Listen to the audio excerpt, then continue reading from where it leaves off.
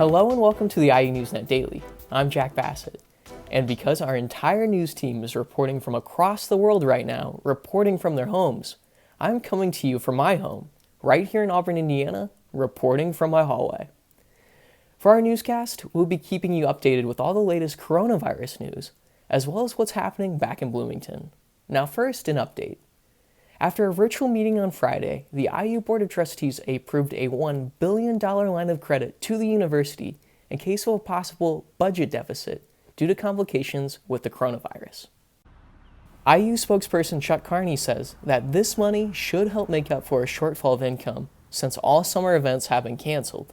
Although using this money isn't their plan, Carney says that it would allow for IU to have enough credit to cover everything if it came down to it.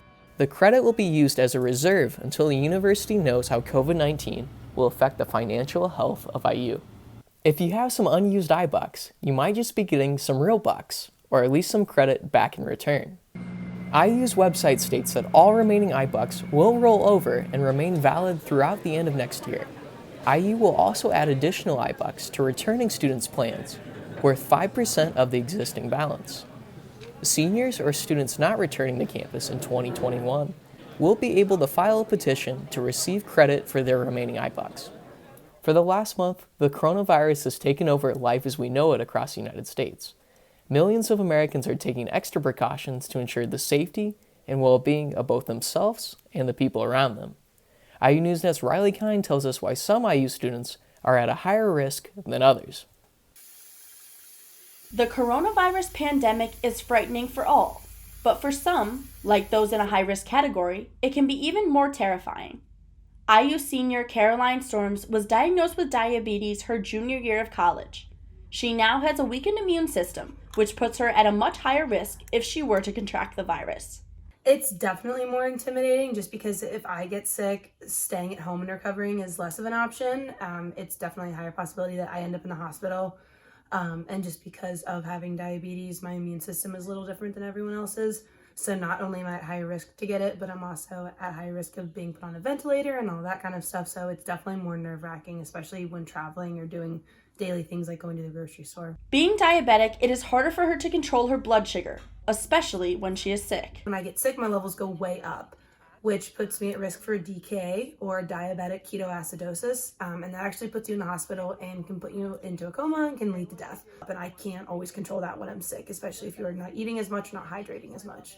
When it comes to being high risk, getting sick can make someone's underlying health issues much worse. Most people that have other health conditions come into the hospital to get treated because you need to still treat their current condition and make sure that they're both getting taken care of equally. Caroline has had to take more extreme precautions over the last few weeks and will continue to, along with millions of other people, as the world battles the coronavirus. Thanks, Riley. Now, construction in and around campus is not taking a break during the COVID-19 crisis. In fact, some projects are off to an even earlier start.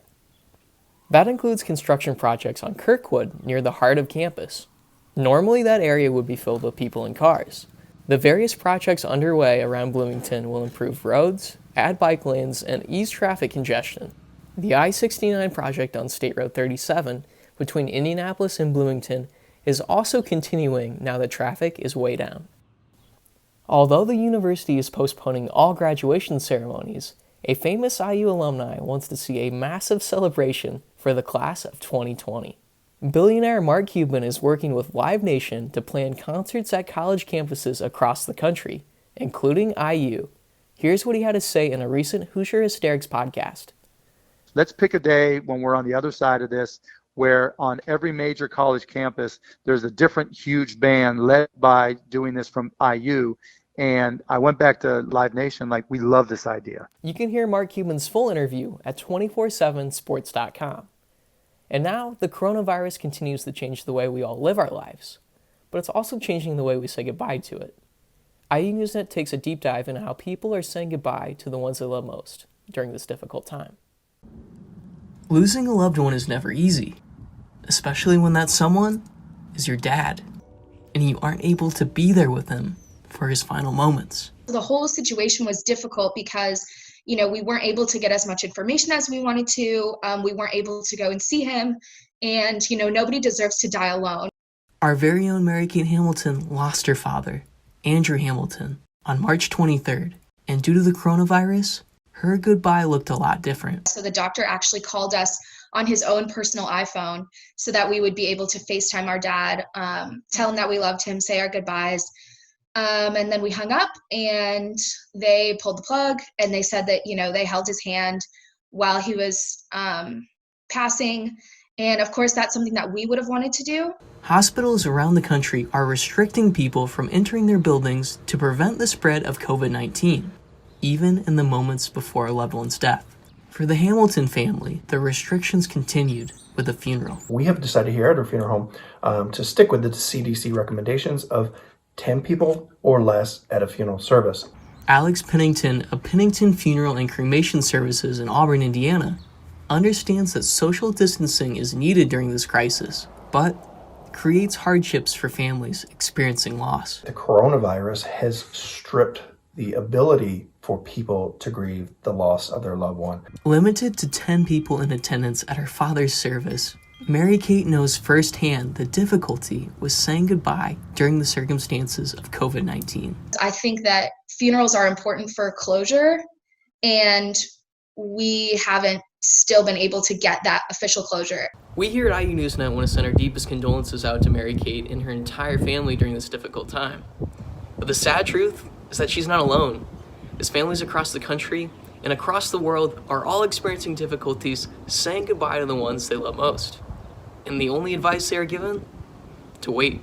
Now we have tentative plans to have kind of a celebration of life ceremony once all of this blows over, but it's difficult because we don't know when that will be. Not knowing, waiting, and being patient is all the Hamilton family and families across the globe can do before saying their final goodbyes to the ones they love most. I want to thank Mary-Kate Hamilton for sharing with me her difficult story and experience. Mary-Kate also shared with me that her father did in fact pass away due to COVID-19 complications. Alex Pennington of Pennington Funeral and Cremation Services says the best thing you can do during this difficult time is to pick up the phone and contact a loved one to see how they are feeling, living, and grieving during these difficult times. And now, an IU senior is back on the small screen after winning it big last week in Jeopardy's College Championship. This is the Jeopardy College Championship. Tyler Combs says that he has dreamed of this moment since he was a young boy, and it finally became a reality. Last Monday, he made his Jeopardy debut with 2 other competitors from other schools and made his mark. He won the first round of the quarterfinals with over $28,000 in winnings.